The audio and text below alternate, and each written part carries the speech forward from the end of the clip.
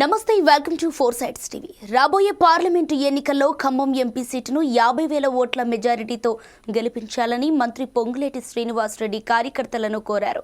భద్రాద్రి కొత్తగూడెం జిల్లా దమ్మపేట మండలంలో ఏర్పాటు చేసిన పార్లమెంటు ఎన్నికల సన్నాహక సమావేశంలో ఆయన మాట్లాడుతూ గత అసెంబ్లీ ఎన్నికల్లో బడాబడా వ్యాపారవేత్తలు ఖరీదైన కార్లలో డబ్బు సంచులు పట్టుకొని వచ్చి బేరసారాలు చేసినప్పటికీ జిల్లా ప్రజలు కాంగ్రెస్కే పట్టం కట్టారన్నారు. ఎంపీడీఓ ఆఫీసులో ఒక కౌంటర్ ఓపెన్ చేస్తుంది. నేను రేపటి నుంచి ఎవరికైనా అర్హులైన వాళ్ళు తప్పుగా పడ్డ వాళ్ళు ఉంటే మీకున్న ఆధారాన్ని తీసుకెళ్లి అక్కడ చూపిస్తే ఈ లిస్ట్ లో మీ అందరి పేరు కూడా దాంట్లో చేర్చబడుద్ది అని కూడా ఈ వేదిక ద్వారా మీకు తెలియజేస్తున్నాను. అంతేకాదు, గత ప్రభుత్వంలో ఇళ్ల స్కీమ్ పెట్టింది. దొంగతనంగా రాత్రుల పూట వెబ్సైట్ ఓపెన్ చేసి పగల మూసేది. 2 రోజుల్లో వెబ్సైట్ ఓపెన్ చేసింది.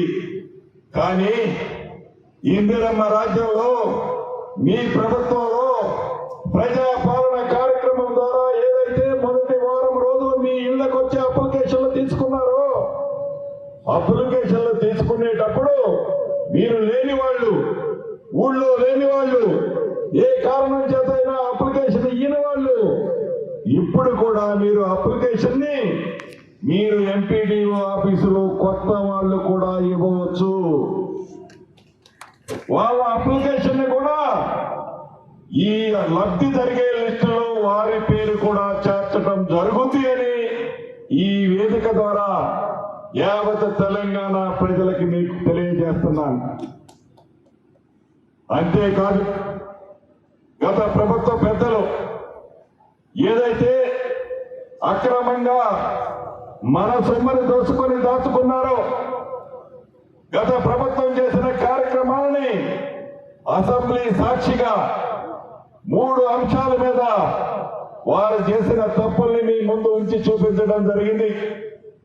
అందులో మొదటిది ఆర్థిక పరమైంది.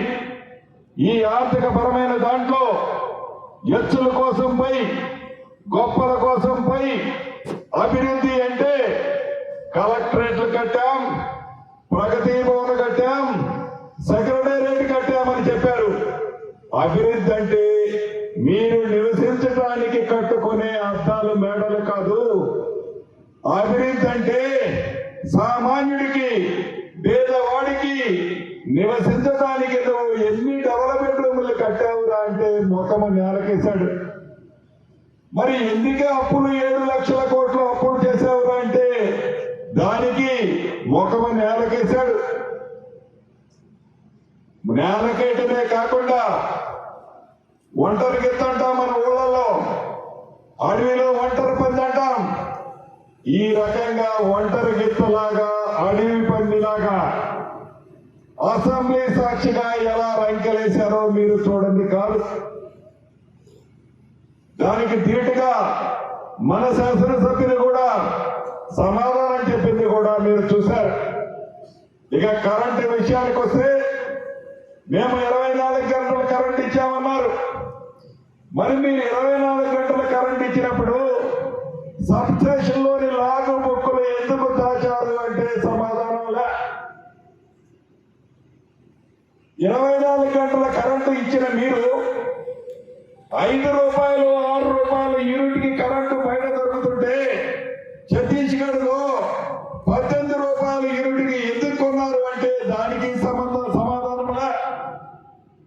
అంటే యూనిట్ రేటు 5 నుంచి 6 రూపాయలు కొనాల్సింది 3 రెట్లు అంటే 18 రూపాయలు కొన్నారు గత ప్రభుత్వ పెద్దలు.